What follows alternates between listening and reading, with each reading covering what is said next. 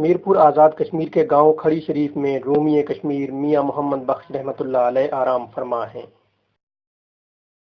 مزار پر زائرین کا ہر وقت آنا جانا لگا رہتا ہے۔ میاں صاحب کے مرشد پیرا شاہ غازی دمڑی والی سرکار کی آرام گاہ بھی اسی دربار کے احاطے میں ہے۔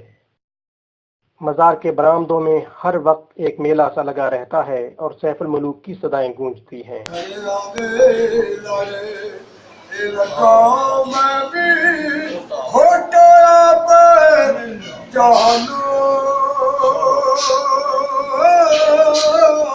شالا کھوٹی میرے دائم